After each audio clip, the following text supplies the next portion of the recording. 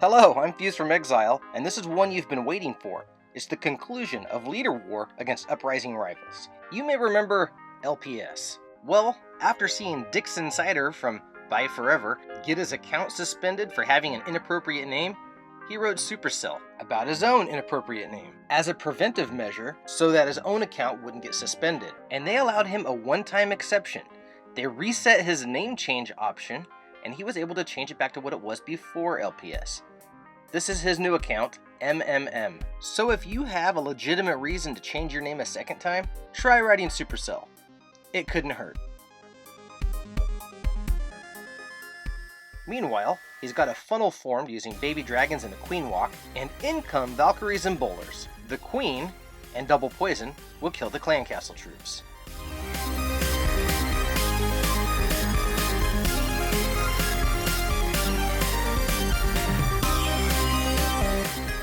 The town hall goes down, and that's the first star.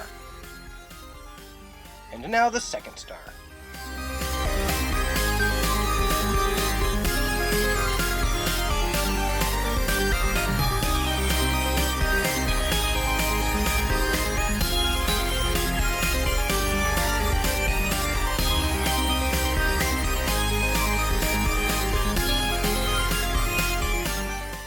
Very nice attack.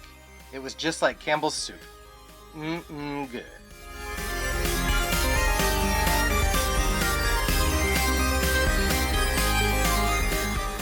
Next up is Toby, going in with a go-ho. He draws out the clan castle with the hog, and out comes a hound. The hound itself is no threat to this attack, but if it bursts, it's the pups that will get you. So he pops it on his own terms, and gets rid of those pups before they're a threat. Also notice that he enters the base on the Archer Queen side.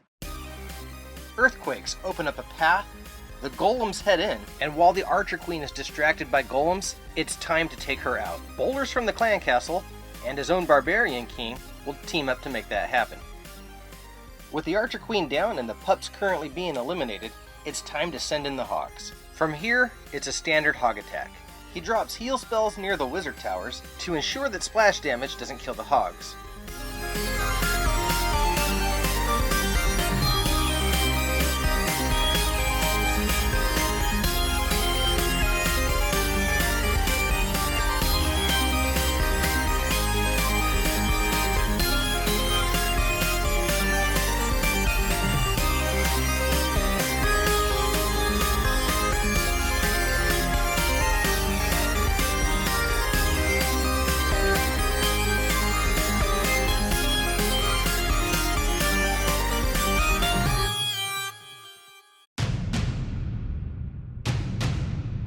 Very nicely done, Toby.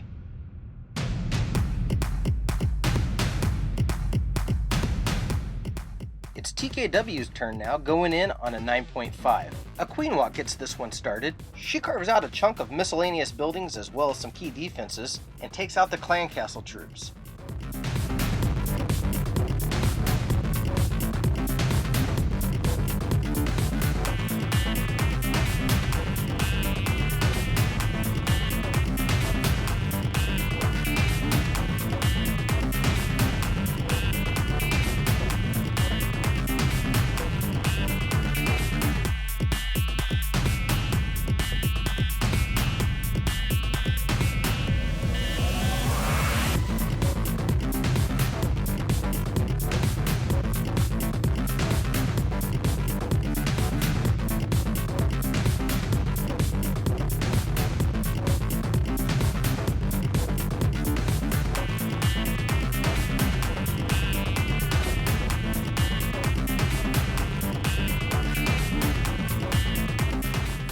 Bowlers will go down on the town hall.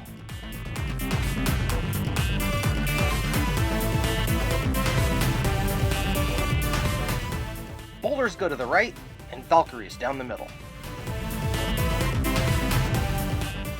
A well-placed jump spell will open up access to 3 compartments, including the core. The troops will make their way around the base and clean up for 3.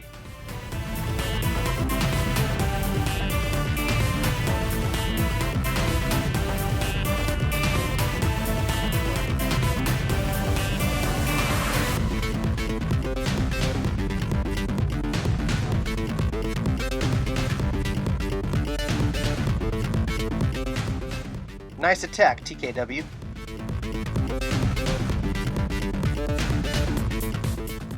Next up is Mystique with HGHB. Healers, Giants, Hogs, and Bowlers. Giants and Healers start this attack, while Wizards form a funnel. Giants are the tanks in this attack. Bowlers come out of the clan castle and follow closely behind. As the defenses become occupied, you sprinkle in your Hogs and you take them out. But be patient and wait for the time to be right. You don't rush this one. Poison will handle the clan castle troops.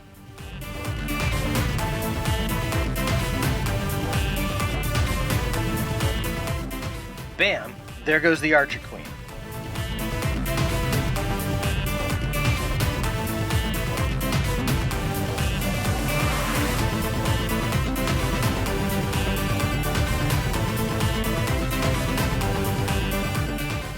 In this case, Hogs will come in from the backside.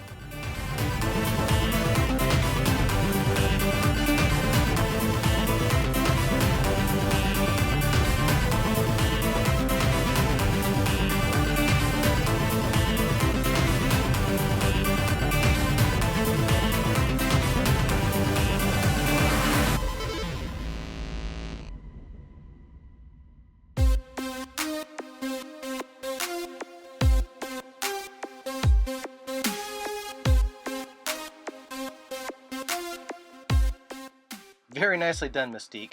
Of all the new attacks to hit the scene, HGHB is one of my favorite to watch.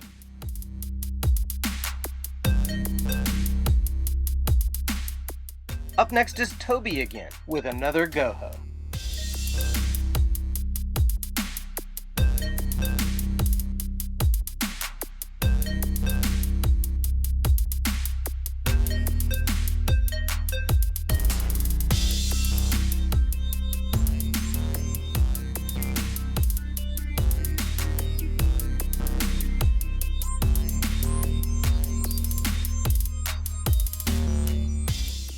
As before, he kills the clan castle troops and the Archer Queen, and then he sends in his Hogs.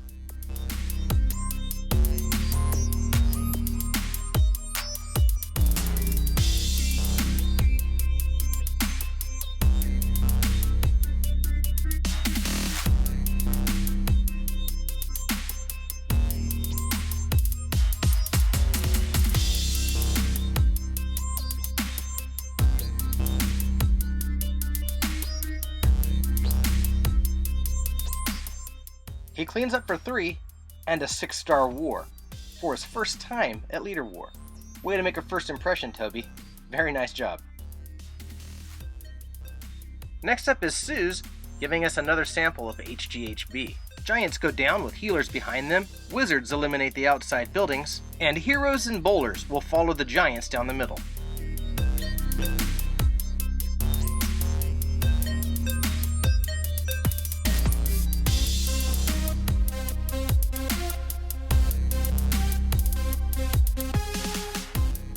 As before, double poison takes out the clan castle troops.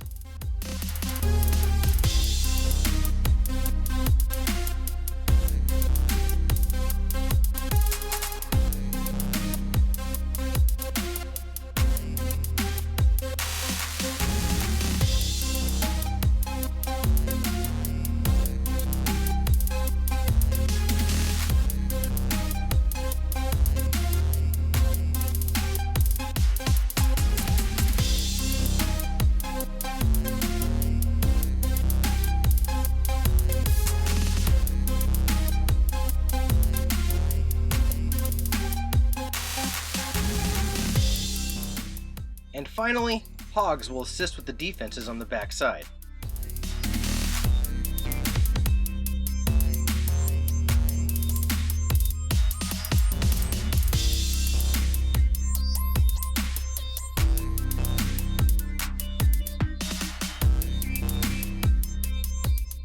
They make their way around the base and clean up for 3. Nice one, Suze. Next up is Chig on our first Town Hall 8.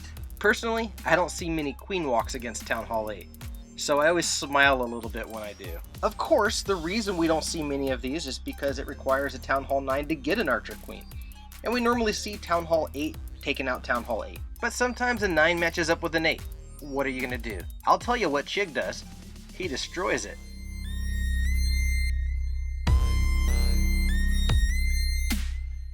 Here's another thing we don't often see at Town Hall 8. It's a bowler walk. The queen takes care of the right, bowlers take care of the left, and the barbarian king will lead a team of Valkyries down the middle.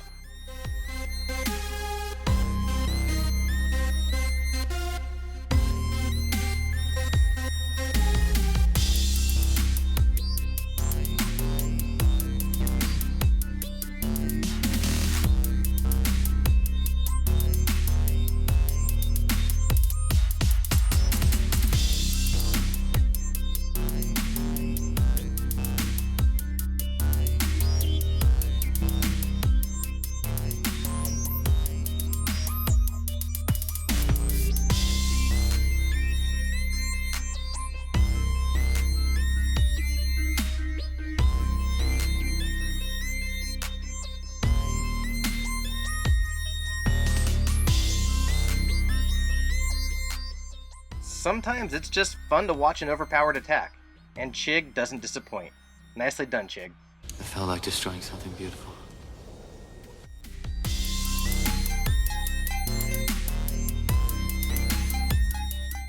It's Suze again, with another HGHB, this time on a Town Hall 8. Of course, it's pretty easy for a Town Hall 9 to flatten a Town Hall 8, but it's fun to practice nonetheless. It's also fun to watch.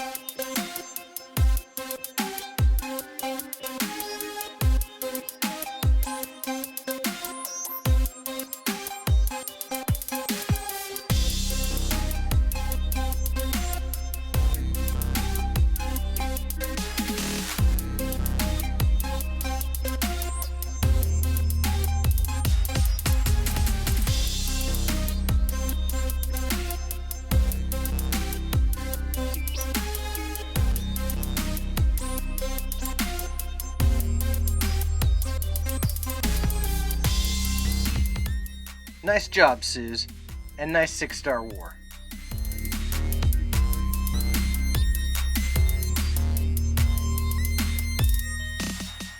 Archangel is up now, taking advantage of the fact that this Town Hall 9 only has 3 air defenses. He zapquakes 2 of them, leaving only 1 behind, but there's no way 1 air defense is going to take out all these dragons. Burn it down, Archangel.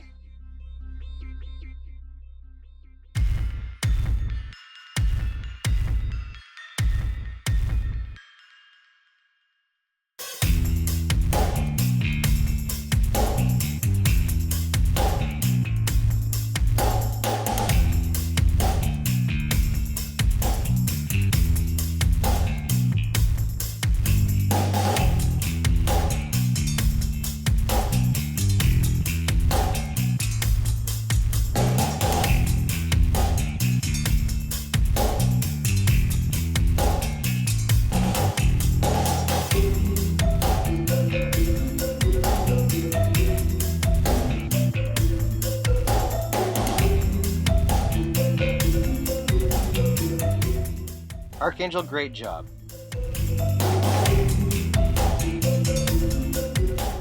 If you didn't get enough of Archangel's dragons, here's a second dose. Once again, he zapquakes all but 1 air defense. Coming in on the northwest side, notice how he is smart enough to put a dragon on each of the 2 corner huts on that side of the base. Looking at the clock, it's clear that he smashes this base in no time, but it's good practice, and forming good habits early pays off in the end.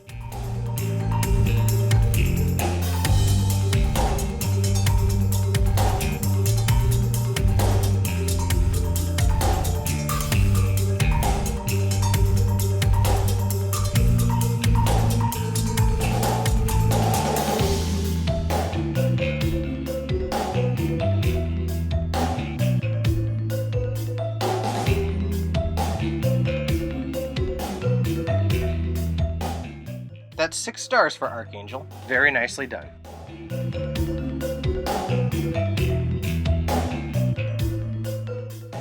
Next up is Think Bear, also with dragons. The key to dragon attacks is funneling. Don't drop them all in one place, but don't just drop them randomly either. Eliminate the structures on the far left and the far right, and send them down the middle. Balloons in the clan castle are a perfect companion for dragons. They'll focus on taking out defense, and the dragons clear the airspace ahead of them of any possible traps.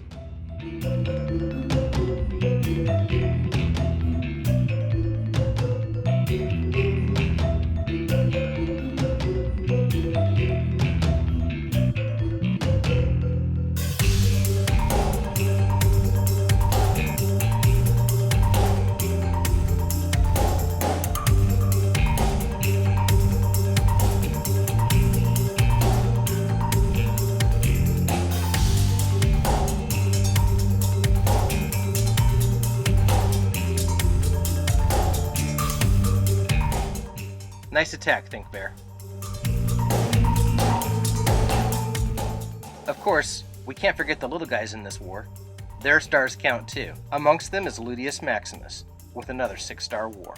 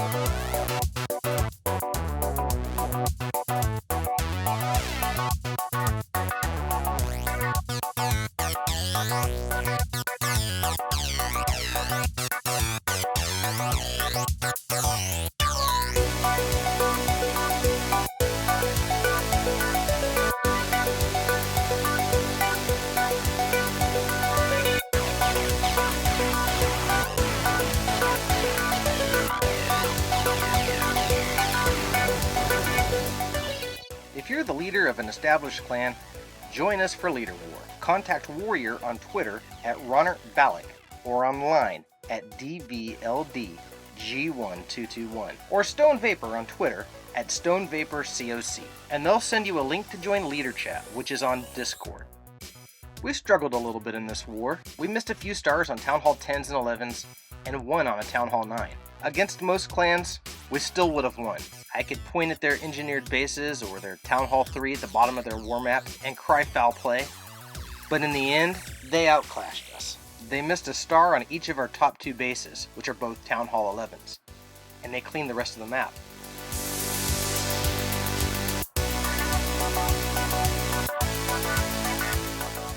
As we always do at the end of these wars, we put a note in the clan description explaining the concept of leader wars to the opposing clan. Someone from our side made a poem this time. There once was a war for just leaders, and we aren't talking about feeders. Some were really confused, that's me, and others just boozed. But they all loved Warrior's big features. This was followed up with congratulations on being the first clan to beat us during Leader War. Not every clan responds to our banter, but this one did. In their response, they accused us of not working together, and that ruffled a few feathers on our side, as we actually do work together very well. If 2 clans both do everything right, short of having a perfect war on both sides, one of them still has to lose. So tempers flared up a little bit on our side, but they sent over an emissary. His name was Steve, and it's funny, but that's all it took to diffuse the heat. Steve had some interesting information to reveal. Uprising Rivals is completely made up of people who used to be clan leaders. It turns out, this was a leader war on both sides. It really is a small world after all. Uprising Rivals, we hope that you join us for more war in the future. This time you can be on our side. The next Leader War is scheduled for September 5th. We'd love to have enough people join us for a 40 versus 40 war. Clan leaders, join our leader chat. These wars are a lot of fun, but they're more than that. They're also about networking and making valuable connections in the war community. In the meantime, stay tuned to this channel for the recap of Co-Leader War. Until next time, thanks for watching.